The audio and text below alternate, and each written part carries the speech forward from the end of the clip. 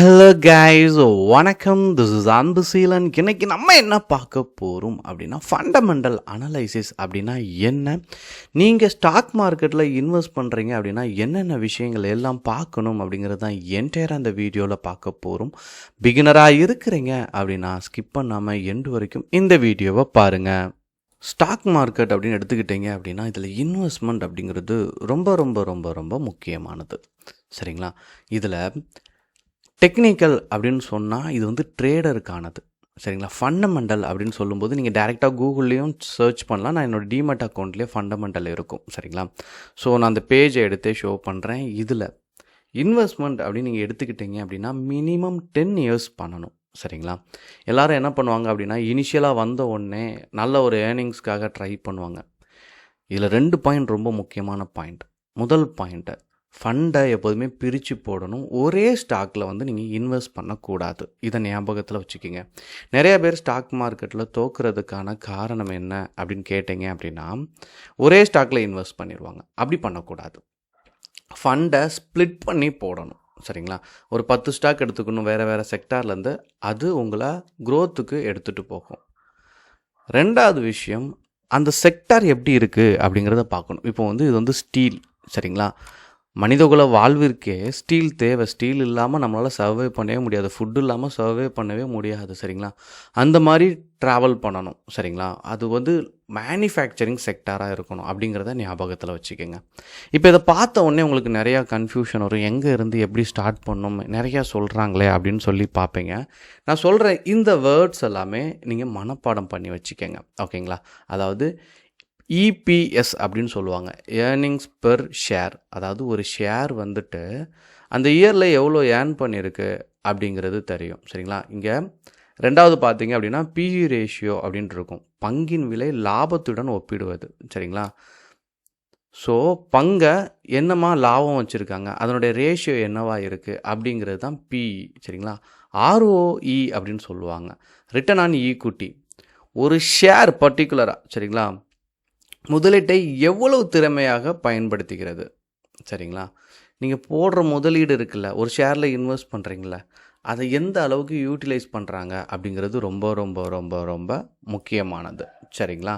அப்புறம் டெப்ட் to equity, அது வந்து கடன் இருக்கா அப்படிங்கிறத பார்க்கணும். இப்போது நான் இந்த ஈவெண்ட்டை கிளிக் பண்ணேன். சரிங்களா? டிவிடெண்ட் தெரியும். சரிங்களா? ஃபினான்ஷியல் ரிலேட்டடாக பார்த்தேன் அப்படின்னா அந்த கம்பெனியோட ரிட்டர்ன் என்னவா இருக்குது. இந்த க்ரீன் கலரில் இருக்குல்ல, இது வந்து ரிட்டர்ன். ப்ராஃபிட் எவ்வளோ பண்ணியிருக்காங்க, லாஸ்ட் இயரை விட இந்த இயர் ப்ராஃபிட் எப்படி இருக்குது. டெப்ட். சரிங்களா? இதுதான் ரொம்ப முக்கியமானது. சரிங்களா? கடன் நிலை, இதனுடைய ரேஷியோ என்ன அப்படிங்கிறத தெரிஞ்சுக்கணும். புக் வேல்யூ அப்படின்னு சொல்லுவாங்க. இந்த புக் வேல்யூ அப்படிங்கிற வார்த்தை, அதாவது இந்த வார்த்தையை மட்டும் ஞாபகம் வச்சுக்கோங்க அப்படின்னு சொல்கிறேன். சரிங்களா? அதாவது ஒரு நிறுவனம் என்ன பண்ணும் அப்படின்னா, அந்த நிறுவனத்திட்ட வந்துட்டு ஒரு கோடி தான் அதனுடைய சொத்து மதிப்பே இருக்கும். சரிங்களா? ஆனால் 2 கோடி ஷேரை வெளில மொத்தம் 3 கோடி அந்த நிறுவனத்தோட மதிப்பு. சரிங்களா? இதை புக் வேல்யூ அப்படின்னு சொல்லுவோம். அது எவ்வளோ இருக்குது, கம்பெனி சைடு எவ்வளோ அசட் இருக்குது அப்படிங்கிறத நீங்கள் தெரிஞ்சுக்கணும். இந்த வார்த்தை எல்லாமே ரொம்ப ரொம்ப ரொம்ப முக்கியமானது. அப்போ ஃபண்டமெண்டல் அனலைசிஸ் அப்படின்னு எடுத்துக்கிட்டிங்கன்னா, சரிங்களா, ஒரு நிறுவனத்தோட உண்மையான மதிப்பு என்ன அப்படிங்கிறது நீங்கள் இங்கேயே பார்த்துடலாம். ரெவென்யூ, சரிங்களா, ப்ராடக்ட் எங்கே, லொக்கேஷன் எங்கே. இதில் ஏன் வந்து இந்தியன்ஸை பொறுத்த மட்டும் டிவிடெண்டை செக் பண்ணுறோம் அப்படின்னா, டிவிடெண்ட் அப்படின்னா சும்மா கொடுத்துட முடியாது. மித்தெல்லாம் பேலன்ஸ் ஷீட்டு அந்த மாதிரி விஷயங்கள்லாம் சம்டைம்ஸ் நீங்கள் பார்த்தீங்க அப்படின்னா கொஞ்சம் அட்ஜஸ்ட்மெண்ட் இருக்கலாம். சரிங்களா? ஆனால் டிவிடெண்ட் அப்படின்னு நீங்கள் எடுத்துக்கிட்டீங்க அப்படின்னா உண்மைக்குமே பாக்கெட்டில் இருந்தால் தான் ஷேர் ஹோல்டருக்கு டிவிடெண்டே கொடுக்க முடியும். அதனால் நம்ம ஆட்கள் எப்படி அப்படின்னா, டிவிடெண்ட் கொடுத்துருக்காங்களா அப்படிங்கிறத தொடர்ந்து செக் பண்ணணும். சரிங்களா? இதில் ஜூன் 12, 2026 அப்படின்னு இருக்கா. ஸோ என்ன பண்ணுறாங்க அப்படின்னா, டிவிடெண்ட் என்ன பண்ணுறாங்க, இஷ்யூ பண்ண போகிறாங்க. சரிங்களா? ஸோ இதெல்லாம் உங்களுக்கு தெரிய வந்துடும். ₹4 உங்களுக்கு டிவிடெண்ட் வரப்போகுது. ஸோ இந்த டிவிடெண்ட் கொடுக்குற கம்பெனியில் இந்தியா மீது நல்ல ஒரு ஃபெய்த் இருக்குது. அப்போது நீங்கள் இந்த சின்ன சின்ன விஷயங்கள் தான். சரிங்களா? வருமானம் என்ன, லாபம் என்ன, கடன் என்ன, அதோடய சொத்து மதிப்பு என்ன, நிர்வாகம் என்ன, எதிர்கால வளர்ச்சி என்ன பாதையில் இருக்குது, அவங்களுடைய ஐடியாஸ் என்ன இருக்குது அப்படிங்கிறதையும் ஜஸ்ட்டு வாட்ச் பண்ணணும். அவங்க அடுத்தடுத்து என்ன பண்ண போகிறாங்க, அவங்களுடைய மூமெண்ட் எப்படி இருக்கும். சரிங்களா? இதையெல்லாம் பார்க்கணும். ஆனால் இதில் முக்கியமாக நான் சொன்ன அந்த ரேஷியோ பிரகாரம் கண்டிப்பாக என்ன பண்ணுங்கள் அப்படின்னா ஓரளவுக்கு செக் பண்ணிடுங்க. இதனுடைய வேல்யூஸ் எல்லாமே வந்துட்டு இது பேசிக் லெவலில் தான் இந்த வீடியோ கொடுக்குறேன் சரிங்களா. அடுத்து போகச்சா அட்வான்ஸாக கொடுக்குறேன், உங்களுக்கு இன்னும் ஒரு தெளிவான ஒரு புரிதல் இருக்கும். அப்போது லார்ஜ் கேப் அப்படின்னா அதாவது 20,000 கோடி டேர்ன் ஓவர் இருக்கிற கம்பெனியில் இன்வெஸ்ட் பண்ணுறது அப்படிங்கிறது ரொம்ப முக்கியமானது. லார்ஜ் கேப் அப்படின்னு சொன்னாலே 20,000 கோடி டேர்ன் ஓவர் இருக்கக்கூடிய கம்பெனிஸ்லாம் வந்துடும்.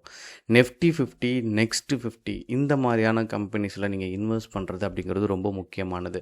இங்கே பிரிச்சிருப்பாங்க லார்ஜ் கேப், மிட் கேப் அப்படின்னு சொல்லி ஸ்டாக் வைஸ் பிரிச்சிருப்பாங்க. அந்த ஸ்டாக்ஸை யூட்டிலைஸ் பண்ண நமக்கு தெரியணும் சரிங்களா. அதனால் யாரையும் நம்ம நம்பி இன்வெஸ்ட் பண்ணணும் அப்படிங்கிற அவசியம் இல்லை. பேசிக்கான விஷயங்கள் எல்லாம் இருக்கும் சரிங்களா. அதே மாதிரி இதனுடைய சார்ட் இந்த இடத்துல நீங்கள் பார்த்தீங்க அப்படின்னா அதனுடைய சார்ட் எப்படி எப்படி மூவ் ஆகிருக்கு சரிங்களா. நீங்கள் இதை மாற்றணும் 5 இயர்ஸாக எப்படி ட்ராவல் ஆகிட்டு இருந்திருக்கு அப்படிங்கிறத நீங்கள் பார்க்கணும். க்ரோத்தை பார்க்கணும் அப்படின்னா இதில் நீங்கள் கர்சர் அப்படி கொண்டு போய் வச்சாலே அந்த டேட்டாஸை உங்களுக்கு கொடுத்துரும் சரிங்களா. இந்த டேட் இந்த நாளில் இவ்வளோ நடந்திருக்கு, இவ்வளோ ப்ரைஸ் மூவ் ஆகிருக்கு, இது எல்லாமே உங்களுக்கு படிப்படியாக தெரிய ஆரம்பிச்சிடும். ஸோ இது ரொம்ப ரொம்ப ரொம்ப முக்கியமானது. அப்போ நீங்கள் ஒரு ஸ்டாக்கை இன்வெஸ்ட் பண்ணும்போது சரிங்களா எந்த அளவுக்கு பண்ணணும் அப்படிங்கிறது ஒரு பேசிக்கான விஷயம் இருக்கும். பாயிண்ட்ஸை பொறுத்த மட்டும் இந்த ரேஷியோ அப்படிங்கிறத உங்களுக்கு நான் நெக்ஸ்ட் வீடியோவில் என்னென்ன ரேஷியோ எவ்வளோ இருக்கணும் அப்படிங்கிறத ஒரு ஷார்ட்டாக கொடுக்குறேன் சரிங்களா. உங்களுக்கு ஏதாவது டவுட் இருக்குது என்டையராக அப்படின்னா கண்டிப்பாக கமெண்ட் பண்ண மறந்துடாதீங்க. Okay guys, thank you so much for வாட்சிங் this video. Tata, bye bye, see you.